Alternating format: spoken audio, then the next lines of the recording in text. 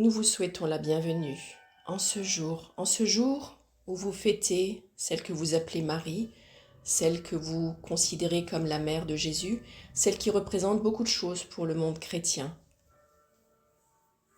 En ce jour où vous célébrez mon nom, où vous célébrez mon énergie, je suis heureuse de vous accueillir parmi nous.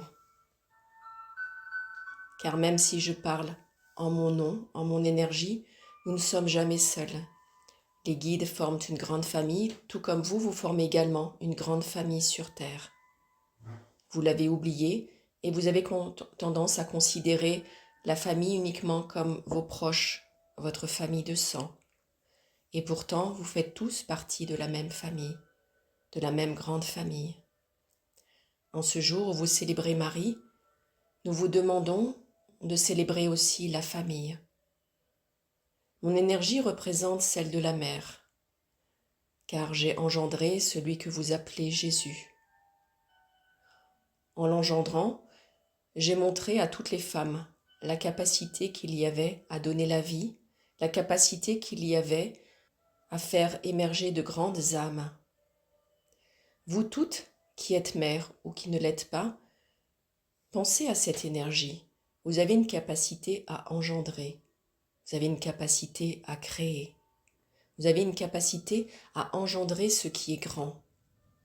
La femme, malheureusement, a souvent tendance à se voir comme petite, comme inférieure, alors qu'en réalité, elle a de grands pouvoirs, elle a de grandes capacités.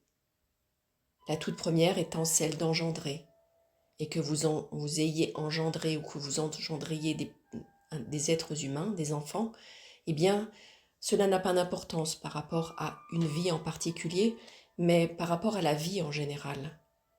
Dès que vous engendrez quelque chose, dès que vous faites du bien autour de vous, vous engendrez quelque chose. Lorsque vous vous occupez des autres, vous engendrez un lien maternel. Et ce lien est très important. Ma présence aujourd'hui est là pour vous rappeler que vous êtes maternante avant tout. Femme et maternante. Cela est une des grandes capacités de la femme, ce côté maternant, ce côté empathique. Vous toutes qui êtes des âmes sensibles, vous savez à quel point vous êtes en résonance avec les autres. Et cela est une grande chose. Ne le vivez pas comme quelque chose de difficile, comme quelque chose source de souffrance. Beaucoup de personnes sensibles, beaucoup d'empathes le vivent très difficilement. Alors qu'en réalité, c'est simplement le ressenti d'une mère pour son enfant. Lorsque vous entrez en résonance avec les autres personnes, et cela est tout particulièrement le cas si vous êtes dans des métiers d'accompagnement des autres, vous êtes en résonance, vous ressentez la souffrance de l'autre, eh bien, ce n'est pas une faiblesse, c'est simplement votre capacité à vous mettre en lien avec l'autre. Dans votre monde, les gens sont de plus en plus déconnectés les uns des autres. Et lorsque vous êtes dans le lien avec les autres, vous possédez une grande richesse. Vous avez la capacité de créer l'unité, de vous reconnecter les uns aux autres, de revenir à cette grande famille. Alors vous toutes qui avez du mal avec votre sensibilité, voyez-le comme un réel atout, comme une grande richesse. Vous avez la capacité de recréer la famille.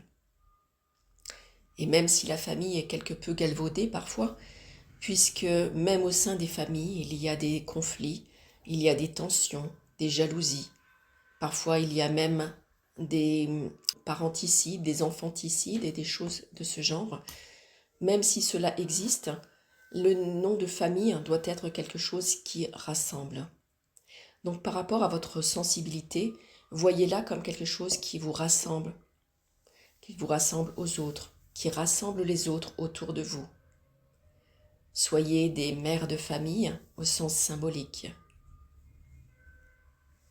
Dans vos mondes occidentaux, la femme a perdu beaucoup sa place. C'est l'homme qui est devenu le chef de famille.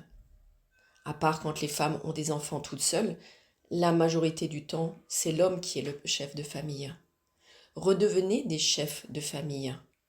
Écrivez chef avec 2 FE si cela vous plaît, si cela vous chante, mais en tout cas, redevenez des chefs de famille. Redevenez des femmes qui ont la capacité de gérer la famille. Si vous observez au fil du temps, vous verrez que plus l'homme a pris de place au sein de la famille, plus il est devenu le chef, plus il y a eu de conflits, de compétition. L'homme a une énergie tout à fait différente de la femme. Il est là pour le pouvoir, il est là pour avancer, il est là pour donner vie à des choses, mais donner vie dans la matérialité. La femme est là pour créer davantage un lien d'amour. Plus la société est tournée vers les hommes, avec les hommes au pouvoir, plus les choses sont tournées vers le pouvoir. Plus les femmes vont reprendre leur pouvoir, en tout cas cette puissance intérieure plus qu'un pouvoir, plus les choses seront dans le sens de la famille, dans le sens du rassemblement. En tant que femme, et par rapport à cette énergie de famille, cette énergie maternante, il va être important pour vous de prendre conscience des moments où vous avez envie de prendre des personnes dans vos bras. Ce que vous appelez hug, ce qui est devenu ce mot très à la mode de hug, ces grandes embrassades où vous prenez d'autres dans les bras. Quel que soit votre métier, votre activité, le fait que vous soyez mère ou pas, vous avez cette capacité de prendre les autres dans les bras. C'est une notion qui est très importante, prendre les autres dans les bras. Rappelez-vous quand vous étiez enfant, lorsque vous aviez des chagrins, lorsque vous aviez de petits bobos, que se passait-il? Dans le meilleur des cas, la plupart du temps d'ailleurs, eh bien, votre mère vous prenait dans ses bras et cela vous réconfortait. Prenez l'habitude de prendre les personnes dans les bras, demandez leur autorisation avant, et puis prenez les personnes dans vos bras. Donnez ces grandes embrassades d'amour, ce soin réconfortant qu'est la maternité. Le fait d'être mère, que vous ayez des enfants ou pas, vous êtes toutes des mères. Vous avez cette énergie en vous.